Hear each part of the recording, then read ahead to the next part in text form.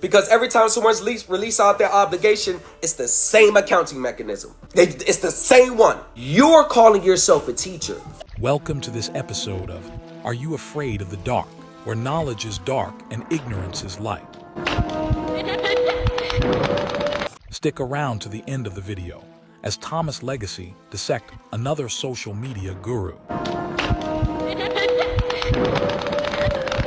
So you are being sued. You got a summons, and this is why I want to talk about securitization, because And this is where she's wrong from the beginning, because once you're being sued, that's it.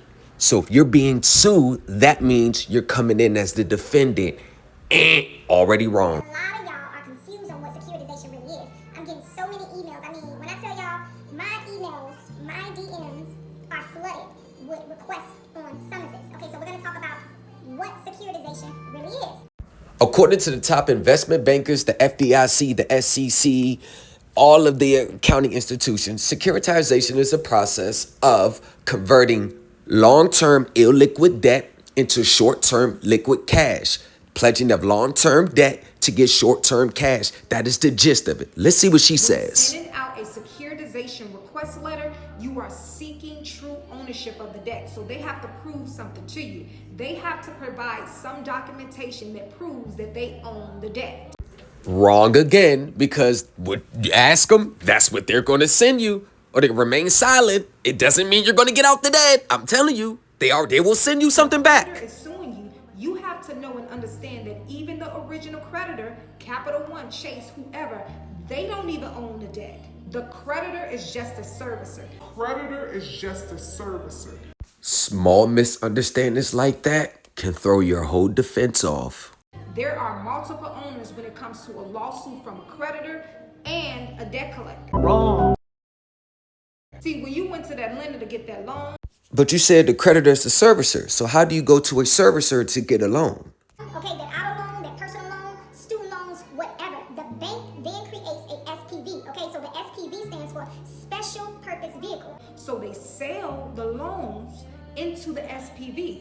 This is the problem with just regurgitating what you think is true. That's false. That is wrong. I'm not going to tell you on here. That's reserved for my groups, though.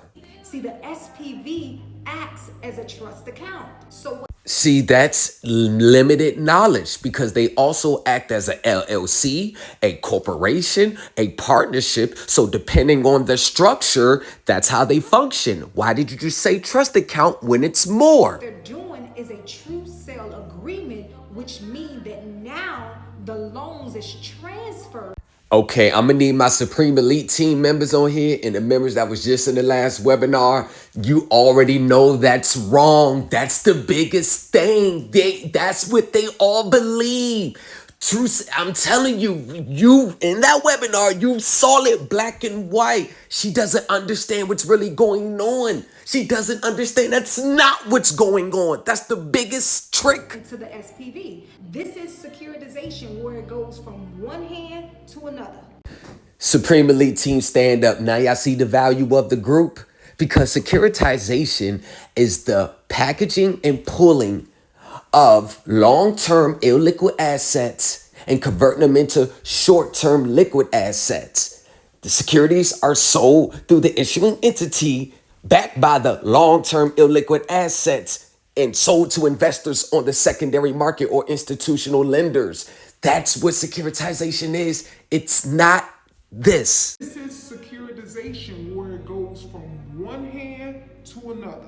So there is something called asset-backed securities, okay? So asset-backed securities is financial instruments. So financial instruments is Nothing but a promissory note.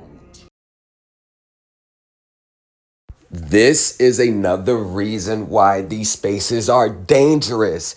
She's saying financial assets are nothing but promissory notes, and that's simply not true. The top accounting firms, the government, the regulatories, the FDIC, SEC, they don't even define financial assets as just promissory notes, because they encompass a broad range of financial instruments: stocks, bonds, notes, securities, deposits, anything that has a value that evidences the right to receive payment for one party to another party can be a financial asset. So by her just limiting, and if you can see right here, financial institutions, her limiting the definition of financial assets to a promissory note, let me know she's just still a rookie. To that financial institution, you made a promise to pay in writing with the lender.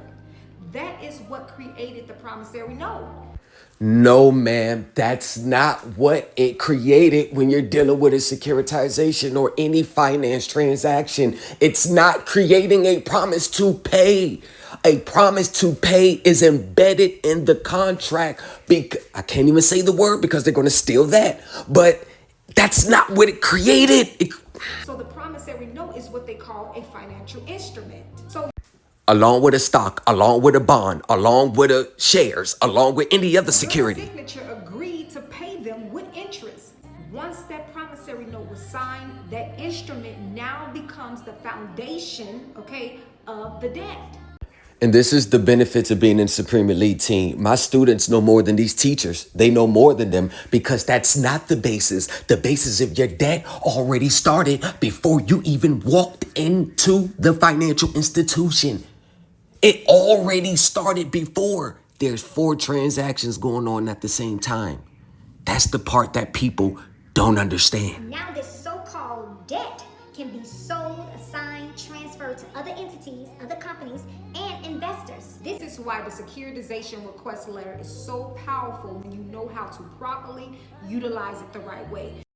There we go. I was waiting on it. I was waiting for the punchline. She's selling a document. She's selling a document that you're going to go send to them and request a securitization. That's what she's going to do after you already used the credit card, after you already got the services, after they already sue you, you're going to come in and say, request the securitization. Well, let's just see how that normally works out. This is why the securitization request letter is so powerful. So, Mr. Chavez, what is the defense on this case? What is your defense? I needed to see one of the documents. Well, my defense is that, I've been researching the law and, the powers of the banks, and it's more of a accuracy of the actual accounting that I'm trying to make sure, and, make sure that everything is accurate. So it's not my intent to not pay anything, but I need to know, based off the accounting, that I am paying what I'm supposed to be paying. And based off of what they're saying, Your last payment, back on 5/15/23, you owe $3,398.36. After you already used the card and made payments on it? And they're coming for $3,398.36. That was the balance on the card at that time. Disputing that you had the card, right? but that's not the issue at hand. Is what I'm saying. No, it is the issue at hand. The issue at hand is, did you have a credit card? Did you use money on that card? And did you not pay the card off? That's the only question. Oh. Right. Those So are the questions. Okay, my defense is I am the lender, and they borrowed from me. What did they borrow from you? my personal security, which I'm No, entitled to there's rights to. no, I'm not buying that. No. Listen Okay. to me. You listen. It's not about. I have it. It's. I'm going by the law, Your Honor. I'm not just making No, you're not going by the law. You're making up the law as you go along. You Is took that- a credit card out. You agreed with that. And then you had a credit card. You used the credit card. You have a balance on the card. And you didn't pay on the card. They don't owe you anything. So so when I asked for the application, the evidence that opened up the account, because they go by GAAP accounting principles. If my application opened up the account, that means there will be a credit on my account because that's a cash equivalent. That's what the law says. All right. When you walked into that financial institution, you made a promise to pay in writing with the lender. That is what created the promissory note. Mr. Royce, I don't have a motion for summary disposition in the file. This is why the securitization request letter is so powerful. Here's the next hearing. I mean, Mr. Chavez, do you have a defense on this case? I just want to go through the due process. Okay, all right, here's what we're going to do. Do we need discovery on this? What, Mr. Goldthal, so this is a credit card bill? Yes, Your Honor, a Discover card. All right, and this is Discover Bank, so there's no issue as to whether or not it's transferred hands? No, Your Honor, we represent the original creditor. When a creditor is suing you, you have to know and understand that even the original creditor, Capital One, Chase, whoever, they don't even own the debt. Well, it looks like he's being sued by the original creditor. All right, this is an account stated under MCR 2.116, Karen I. This court is making a ruling immediately based on the pleadings. The answer from Mr. Arnold indicates that he does not dispute that the card was taken out. The only dispute he appears to have is that a few paragraphs here, he does not agree with the fact that by virtue of defendant's default and breach, the entire balance of the account is now due, and these statements were attached, that the contract and or monthly statements are written instruments, evidence indebtedness with a specified interest rate, and that he disputes whether or not its account is stated, and account stated, it clearly is. It's the original creditor. There's no sort of defense regarding assignment on this case. The balance At the time of the complaint was $4,378.29.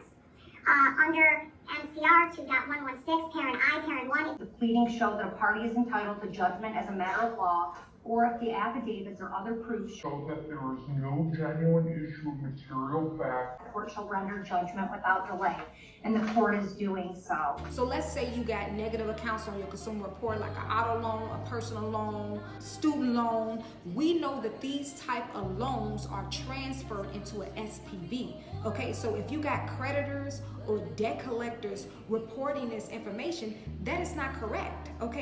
Actually, ma'am, you are wrong once again. Just because your loan was securitized does not mean the servicer cannot report to the credit agencies. They do it all the time. They're authorized by law. People have tried to sue because of it. It's going to get shut down. Just because your loan was securitized does not mean it's not going to be reported to the credit agencies. And this is another problem with people trying to teach this highly complex, highly advanced system of financing with just their little vague beliefs of what they know what's going on.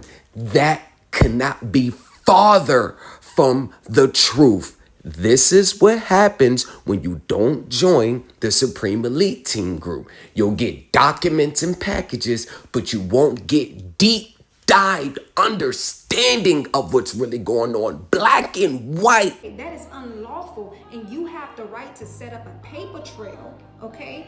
Requesting documentation, sending out your securitization request letter, sending your notice to the CRAs, Equifax, TransUnion, and Experian, that forces them to prove accuracy, okay? And if they can't prove accuracy, they have to remove that account, those accounts, completely from your consumer report. The creditor can use a servicer to report to the credit agencies. You letting them know in your notice that you believe the accounts have been sold, assigned, or securitized. The CRAs have to provide documentation from the creditor proving ownership, okay? So when they respond as the new creditor, then what? So even if you believe that a creditor is possibly trying to sue you, but they haven't filed the claim yet, you can send them the securitization request letter, okay? Request the documents. Beat them to the punches. So securitization is pretty much change of ownership, okay? So you're challenging the creditor's ownership, okay? So if they transfer the loans into an SPV account, special purpose vehicle, they no longer owns the debt. She thinks that she thinks that an SPV is set up as soon as you go get the loan. The SPV's been set up years before you even thought about getting the loan. And she also thinks that when they transfer it to an SPV, they no longer own the debt. The assets being transferred to the SPV is on behalf of the creditor. And the original servicer is just servicing the debt, lady. They're just servicing it. You're wrong So again. if a creditor is bringing about a claim, it is unlawful. So, John Michael, John Michael, yes, sir. okay.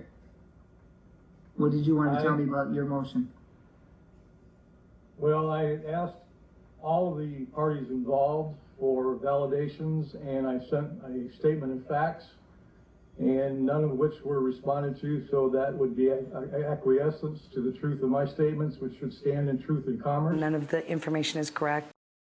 I asked for a contract and demonstration where there was adequate consideration given, and did not receive any of that. It's my understanding that the Consumer credit transaction, or the application, was taken by the Citibank and Best Buy to securitize the collateral to the Department of Treasury for their funds, to securitize the collateral. This is why the securitization request letter is so powerful. They were paid, and now they're asking for me to pay in addition to that. I did not realize any of this was true until recently. I find it odd that nobody knows what's going on till they're being sued, till they got some debt, till they're getting summons. Nobody knows. Nobody's doing any investigation until they run into financial troubles or getting sued. I find it odd that nobody knows until those moments. and now if I'm continuing to be required to make payments in any form of negotiable instruments, they are, in my opinion, are being unjustly enriched. They have never given me a contract with a signature. They've given me Verification by bills and statements, but never anything that would demonstrate that they ever had anything at risk or that they lost anything. You need to know how to enforce your rights and know how to play the game. So if you are being sued or you suspect a lawsuit may come, you need to send a securitization request letter, okay? And if they already filed a claim, you receive the summons, you still have the right to send that securitization request letter. Emotional, damn it!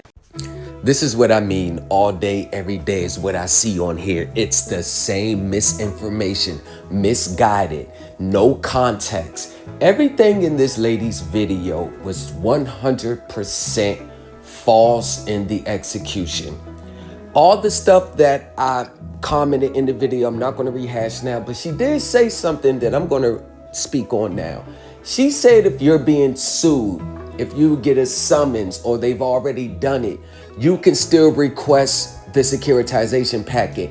That's not going to stop them from suing you. That's not going to stop nothing. Once you're being sued, you're in court.